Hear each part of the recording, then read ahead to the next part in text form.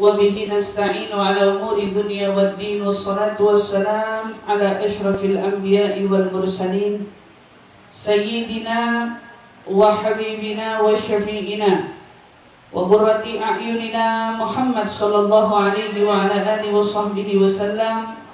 سبحانك لا علم لنا إلا ما علمتنا إنك أنت العليم الحكيم.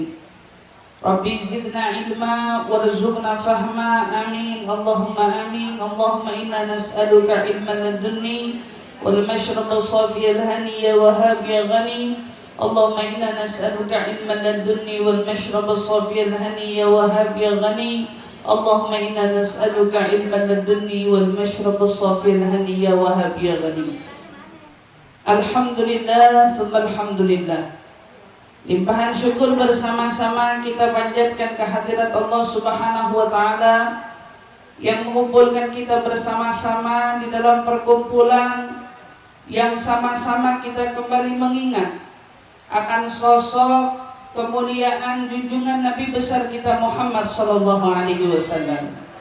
Dengan duduknya kita bersama, kita kembali teringat akan keindahan-keindahan dari kesantunan dan budi pekerti junjungan Nabi besar kita Muhammad sallallahu alaihi wasallam.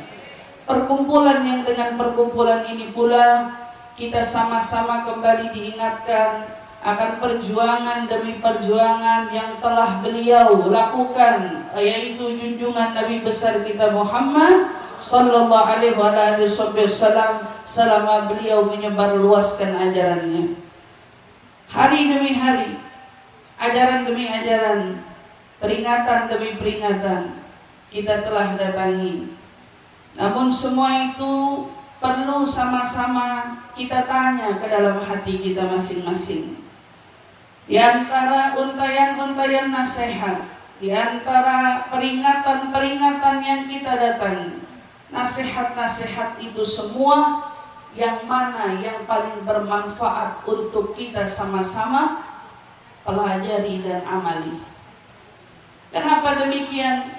Karena memang hakikatnya kita semua orang-orang yang hidup, apapun yang kita perbuat besok akan menjadi sesuatu yang dimintai pertanggungjawabannya. Telinga kita yang dulu pernah mendengar nasihat, besok dia bakal ditanya oleh Allah, nasihat-nasihat yang kau dengar, apa saja yang sudah kau amalkan? Mata kita yang sudah kita pergunakan untuk melihat para alim ulama, melihat tokoh-tokoh orang-orang yang dekat dengan Allah dan Rasulnya, maka mata-mata ini juga besok akan dimintai pertanggungjawabannya oleh Allah Subhanahu wa Ta'ala. Dengan mata ini sudahkah kita semakin merasa dekat dan ingin terus mendekat kepada Allah Subhanahu wa Ta'ala? Tidak ada satupun amal perbuatan kita yang tidak akan dimintai pertanggungjawabannya. Bahkan tertawa kita maupun senyuman kita, keduanya pun juga akan dimintai pertanggungjawabannya oleh Allah Subhanahu wa Ta'ala. Beruntung bagi mereka yang sepanjang hidupnya mereka berbekal dengan amal ibadah. Rugi bagi mereka yang selama hidupnya jauh dari amal ibadah. Maka kalau kita tanya ibu-ibu yang dirahmati Allah, kira-kira amal ibadah apa yang kalau kita kemana aja, kita di rumah, kita di pengajian, kita bangun, kita tidur, kita makan, kita minum, dan semua perbuatan-perbuatan kita lainnya yang tetap terus tercatat, itu semua adalah pahala. Ibu-ibu yang bisa jawab, saya kasih hadiah. Tapi hadiahnya bukan umroh. Hadiah aja, hadiah. Buku saya dengan tanda tangannya kan ini. Apa amal ibadah yang kalau kita lakukan itu amal, maka sepanjang waktu, baik tidur kita maupun bangunnya kita, baik makan ataupun minumnya kita, bahkan diam kita sekalipun, tetap terhitung pahala. pahala di sisi Allah Subhanahu wa taala. Kalau diam memang sholat dapat pahala. Kalau tidur berarti mulutnya berhenti dari sholawat.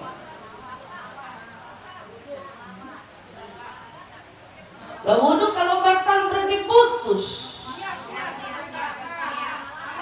Lah niat waktu niat doang.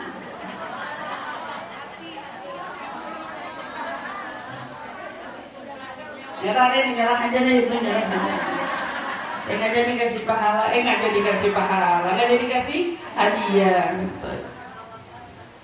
Amal ibadah tersebut adalah cinta.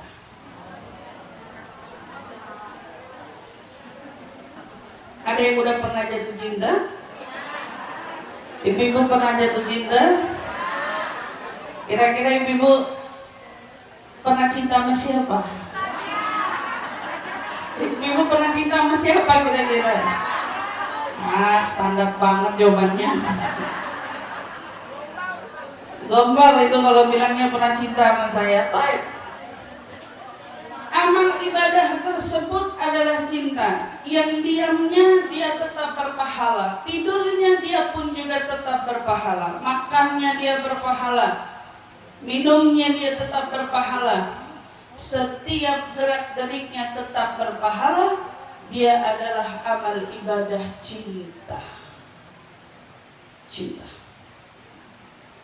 Dan ternyata Rasul Shallallahu Alaihi Wasallam yang paling mengajarkan kepada kita betapa pentingnya di hati seorang kita perlu memiliki rasa cinta. Makanya Bu, ada perumpamaan hidup tanpa cinta tuh apa? Saya takut nyanyi. Hidup tanpa cinta katanya. Aduh, kalau ibarat taman katanya nggak ada bunga, gitu kan? Taman tak berbunga. Itu kan perumpamaan istilah. Artinya orang yang di hidupnya tidak punya cinta, maka hidupnya tidak berwarna. Hidupnya tidak lebih indah. Ibaratnya kalau orang punya mata dikasih sama Allah indera untuk mendetek warna, maka dia punya mata bisa melihat beraneka ragam keindahan sisi dunia. Tetapi jika Allah cabut inderanya, maka dia buta, bukan buta melihat, tapi buta warna saja. Buta warnanya. Bagaimana dia melihat dunianya? Gak enak. Di sini di dunia ini banyak orang hidup, tapi mereka lupa pentingnya di dalam hidup ini punya cinta. Bahkan Rasul Shallallahu Alaihi Wasallam di dalam sebuah hadisnya bersabda, Ar-Rahimuna yarhamuhumur Rahman, irhamu man fil ardi yarhamukum man fis sama. Kata Nabi, orang-orang yang berjiwa penyayang, berjiwa punya cinta, kan gitu ya. Ar-Rahimun yarhamuhumur Rahman. Orang yang mencintai artinya dia dicintai oleh Sang Rahman.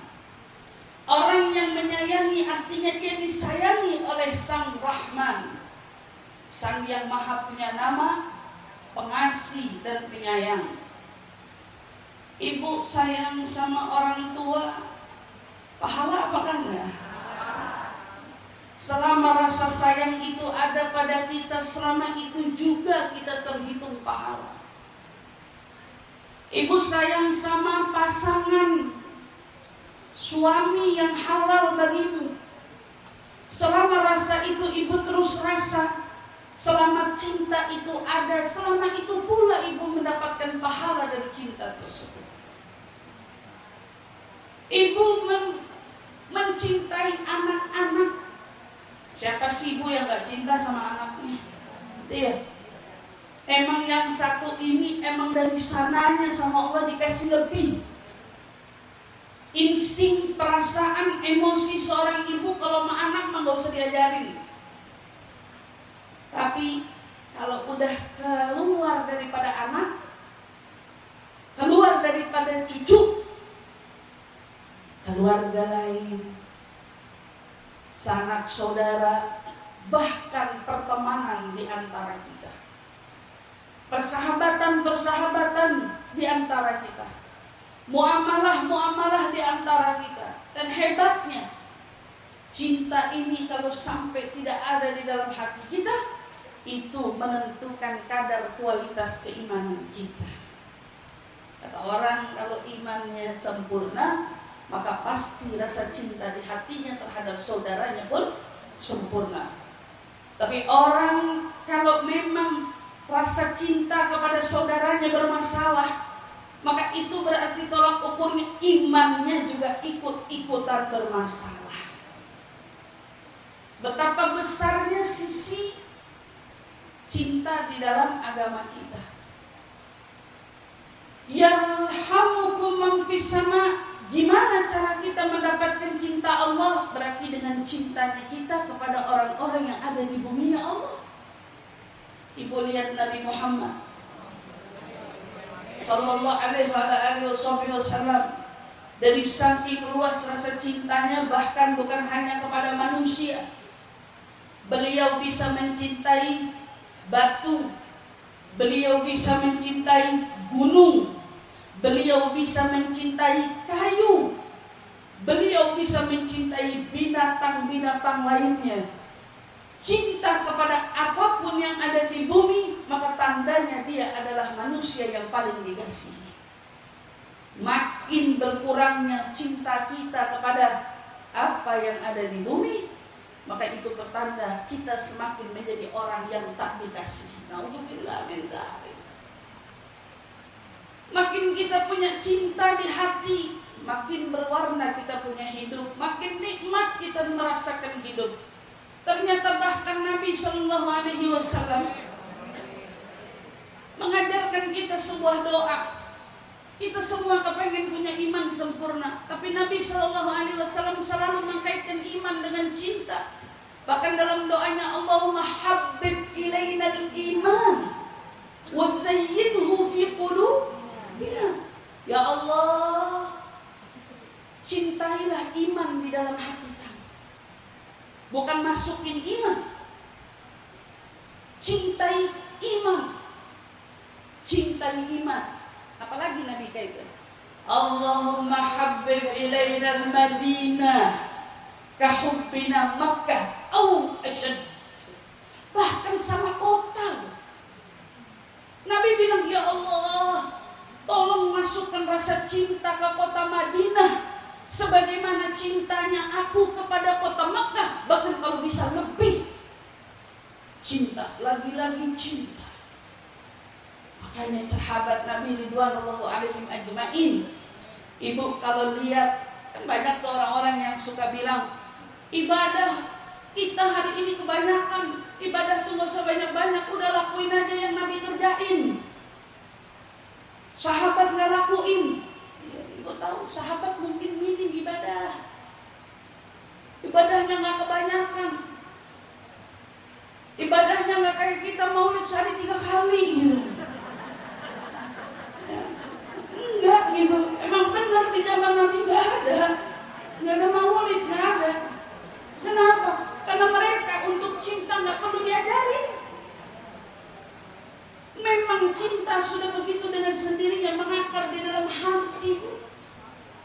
Dan ibu bisa bayangin, orang kalau hidup di dalam hati gak punya rasa cinta, gak punya rasa cinta, gak nikmat.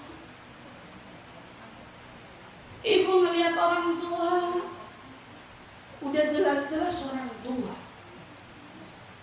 tua perlu dicinta. Tapi kalau dasar hati gak punya cinta, bawaannya jadi apa bu? Bawaannya jadi kesal. Mau bakti, mau cari pahala jadi susah. Kita ngelihat yang di rumah, teman tidur sebelah, suami, kalau gak punya cinta, gimana mau bakti? Gimana mau nurut? Gimana mau ngikut? Gimana kita mau jadi ringan taat sama dia? Kalau emang Allah tidak hadiahkan ke dalam hati kita cinta tersebut. Ngurusin anak kan tanggung jawab berat. Ibu kan ingat dulu waktu hamil gimana rasanya. Ibu ingat waktu ngelahirin sakitnya kayak apa. Bahkan di usia ibu yang sekarang ibu gak lupa sakitnya kayak apa tuh. Kalau cerita sama anak yang pertama ini yang paling susah nih dulu nih ibu lahirin. Kalau ingat anak nih dulu nih waktu lahirin dia masuk UGD nih katanya. Nggak pernah lupa tuh rasa sakit. Kenapa? Terus diingat. Kalau Allah nggak hadirin cinta, siapa yang bikin kita sanggup begadang? Siapa yang bikin kita sanggup buat ngasih dia makan? Makanannya baru kita taruh, dia tumpahin. Air baru ditaruh, ditendang. Baju baru diganti tumpah. Siapa yang mau kasih kita punya kesabaran menyikapi ini semua? Lagi sedang capek-capeknya ngantuk, dia nangis, dia pilek, dia demam. Yang disusahin siapa? Orang tuanya kan? Terutama ibunya, gak dilupain tuh. Dulu kamu nak waktu pilek, dulu waktu demam. Diingat tuh sampai tua. Perjuangan demi perjuangan, gak ada orang tua yang lupa momen-momen itu semua. Allah kasih lebih, biar apa? Biar saat dia ngejalanin itu semua, Allah buat dia menjadi ringan di dalam menjalankannya. Agama kita ini agama cinta. Sholat, kalau tidak ada rasa cinta, maka selamanya saat kita mengerjakan sholat, kita akan terasa berat. Ilmu itu perlu cinta. Kalau orang tidak cinta sama ilmu, mau sampai umur berapapun tidak akan tergerak hatinya buat belajar ilmu. Bahkan bersolawat kepada Nabi Muhammad. Dan bahkan hari ini kita yang duduk di dalam maulidnya Nabi Muhammad, apa yang sedang kita lakukan? Membangkitkan cinta kita yang sebelumnya mungkin belum terpupuk, agar terus-menerus disirami, agar dia bisa tumbuh, agar semakin hari dia semakin bertambah.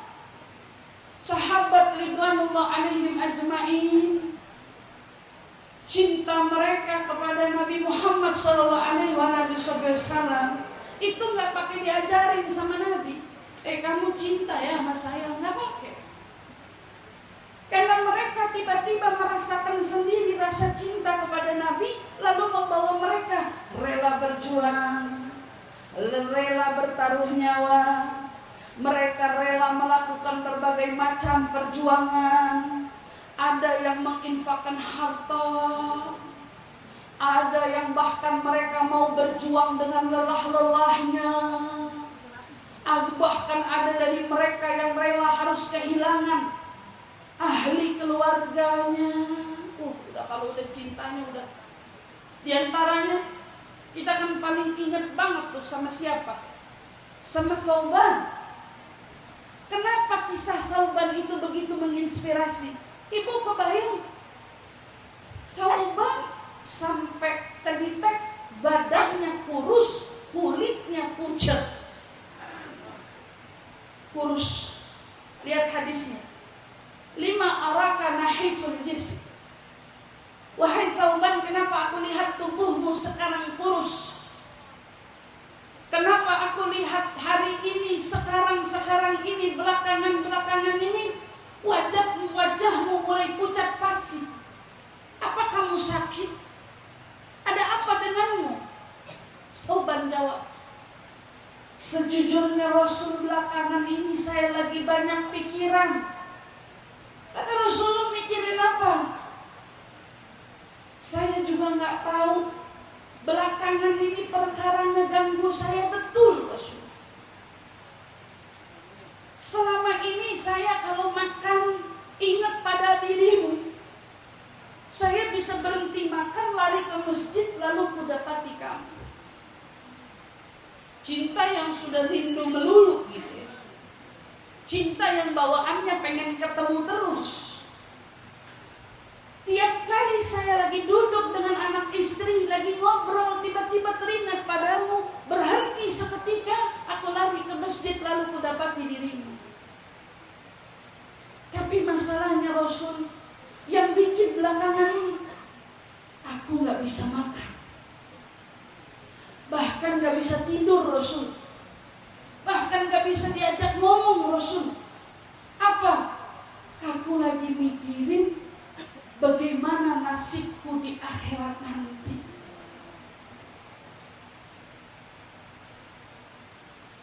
Saya ini cuma Thauban, sementara engkau adalah Rasulullah. Kalaupun amal ibadahku bisa mengantarkanku ke surga, sudah pasti surga para nabi di mana, surganya Thauban di mana? Ngerasa gak pantas, berasa bakal bersanding gitu sama Nabi. Kenapa? Karena mereka punya pengagungan tinggi kepada Nabi. Cinta tapi mengagungi luar biasa Nabinya. Mereka cinta tapi gak kepedean, seolah-olah bakal selalu bersama dengan Nabinya. Mereka gak berani merasakan itu semua. Mereka bilang, kalaupun kau di surga, surgaku di mana? Masalahnya Rasul, kalau di dunia tiap kali ku rindu, aku bisa berlari menghampirimu. Tapi kalau di surga aku rindu, kemana aku harus berlari menghampirimu?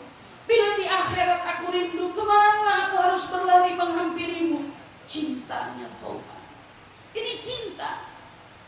Ini bukan sembarangan. Thauban hanya satu dari ratusan sahabat yang juga memiliki perasaan yang sama akan rindu dan cintanya kepada Nabi Muhammad. Maka Rasulullah menjawab, Al-mar'u ma'aman ahab. Tenang Thauban, tenang. Orang-orang itu nanti dikumpulin sama yang dia cinta.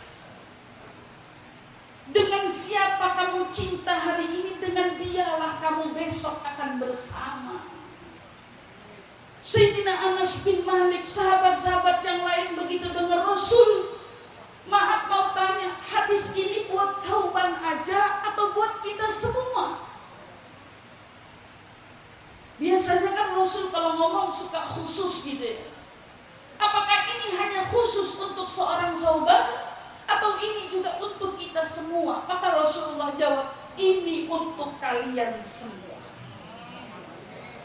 Al-mar'u ma'aman ahab. Orang nanti akan dikumpulkan dengan siapa yang mereka cinta. Jika ada hari ini orang merasa, aku cinta betul dengan nabinya, alhamdulillah. Tetapi masalahnya, cinta pada Nabi akan terbukti dengan apa? Dengan cintamu itu kau juga pasti akan cinta pada orang tuamu. Kau akan cinta pada ahli keluargamu. Kau juga akan cinta kepada siapa yang dicintai oleh nabimu. Dan tahukah kalian seberapa besarnya cinta Nabi kepada umatnya? Ibu pernah dengar hadis Fatimah bid'atun minni, man ahabbaha faqad ahabbani. Fatimah itu belahan jiwaku. Siapa yang cinta Fatimah artinya dia cinta juga kepadaku. Siapa yang mencintai Fatimah, aku akan juga mencintainya. Siapa yang dicintai Fatimah, aku juga akan cinta kepadanya.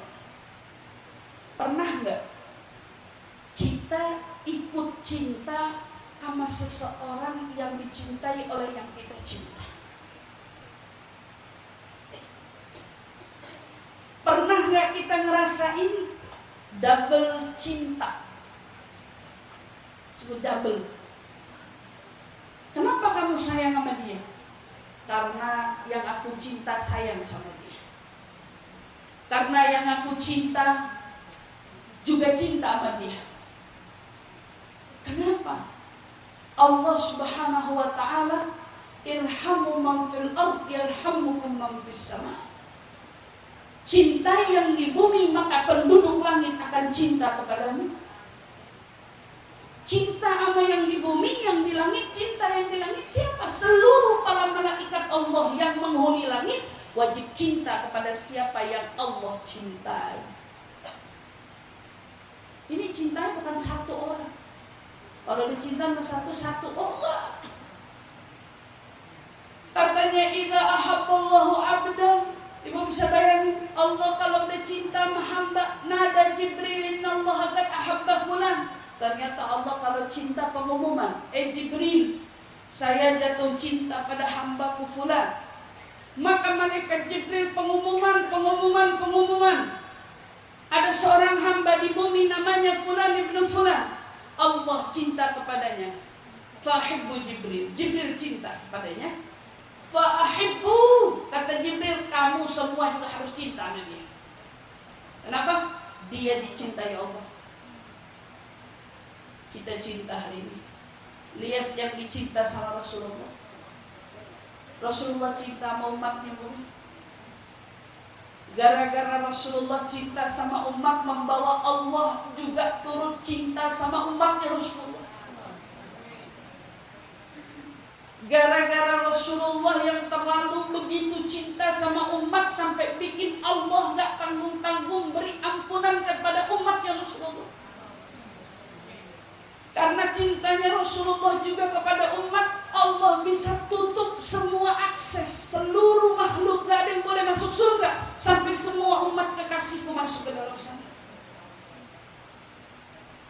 Gara-gara cintanya Rasulullah sama umat, tidak pernah-pernahnya orang yang sudah ada di dalam neraka dikeluarkan. Tapi khusus untuk Rasulullah, Allah katakan, ambil, isfa'tu syafa', syafa'atin siapa aja yang kau ingin beri syafaat, tolong siapapun yang kamu ingin tolong. Sampai malaikat Malik bilang, apa kamu tidak mau nyisain sedikit pun umatmu di sini? Kata Rasulullah, tidak demi Allah. Tidak demi Allah. Tidak akan kubiarkan walaupun di dalam hatinya hanya ada seberat biji sawi keimanan, aku pasti akan tolong umatku keluar dari sana. Cintanya Rasulullah kepada umat membuat Allah yang menciptakan kita, yang kita durhakai, yang kita langgar perintahnya, yang kita tidak berbakti kepadanya, yang seringkali kita abaikan akan perintah-perintahnya, menyerahkan semua karena cintanya Nabi Muhammad kepada kita. Hadhihi wal muhabbah. Kamu tahu itu cinta. Cinta. Jadi kalau mau ditanya kapan kita punya cinta bisa dibenarkan, sampai kau bisa cinta kepada apapun yang dicinta oleh yang kau cintai. Apapun yang dicinta oleh yang kau cinta, Rasulullah cinta umatnya. Maka siapa yang cinta pada Rasulullah, cintailah umatnya. Apapun yang menjadi kecintaan Rasulullah, turut sertakan dirimu mencintainya. Itu adalah kadar rasa cintamu kepada Rasulullah Sallallahu Alaihi Wasallam. Dan kita semua yang tentunya sama-sama merasa mungkin ada rasa cinta yang dalam, ada rasa cinta yang mungkin belum begitu dalam. Tiap hari jangan pernah luput untuk berdoa, Allahumma habbib ilaina Rasulullah. Ya Allah, cintakan di dalam hatiku ini Rasulullah. Terus rasakan ke dalam hatiku ini cinta kepada Rasulullah. Minta terus rasa cinta ini, jangan pernah merasa cukup. Li Allah min hubbin ta'assara wasfuhu. Kata Habib Ali bilang, aduh, saya bingung lagi caranya mau jelasin rasa cinta saya sama Rasulullah. Saya nggak tahu, walillahil amrul qada'u. Ini sudah menjadi ketetapannya, dan apa yang ditetapkan pasti akan jadi ketetapannya. Saya begitu baca nyadar. Ibu tahu apa yang saya sadari? Bahwa cinta sama Rasulullah itu tidak semua orang diberikan sama Allah nikmatnya tersebut. Kalau ada di antara kita hari ini merasakan cinta, artinya Allah memang izinkan hatimu untuk cintai Rasulullah. Tapi jika sampai hari ini kita merasa kenapa hatiku belum juga bisa mencintai Rasulullah, maka mungkin hatimu memang belum diizinkan Allah untuk cinta pada Rasulullah. Masalahnya cinta inilah modalnya. Cinta inilah yang hantarin kita sampai kepada Rasulullah. Cinta inilah dimanapun kita, baik mata kita terpejam, baik kita sedang terbangun, baik kita hadir di kajian maupun kita ada di dalam rumah, jika hatimu ada cinta kepada Rasulullah, dimanapun kau berada, maka kau terhitung pahala di sisi Allah.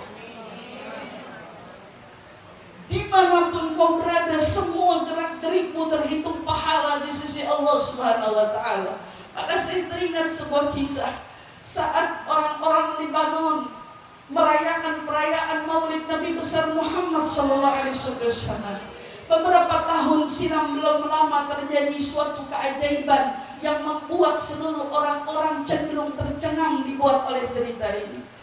Di Lebanon, jika datang perayaan Maulid Nabi Muhammad, mereka semua membuat karnaval.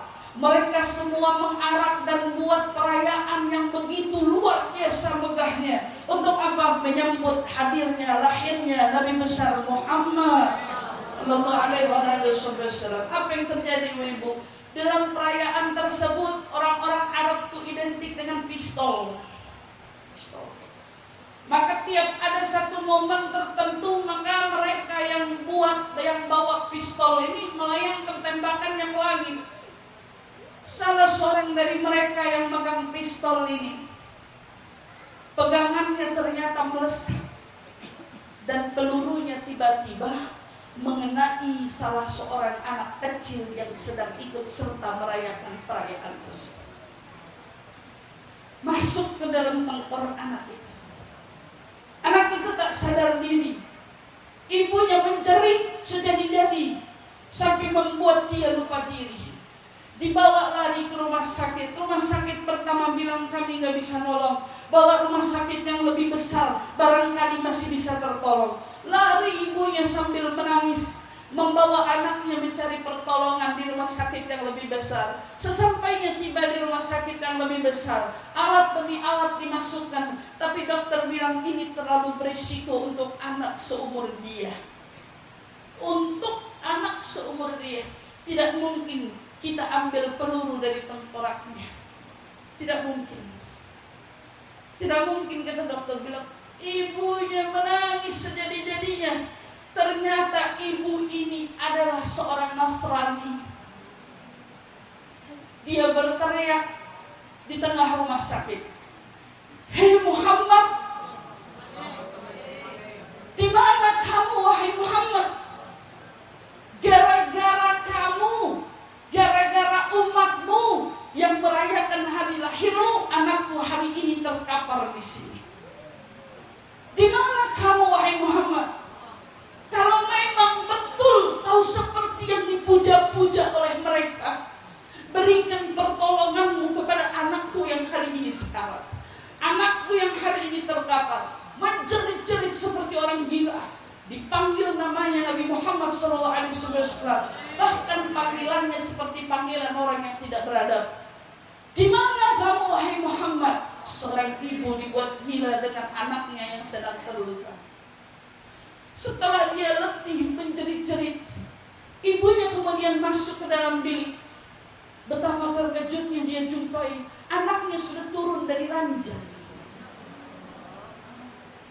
Lalu kemudian anaknya berkata, "Ya Ummi, wainahu, ibu, kemana perginya dia? Kemana perginya dia?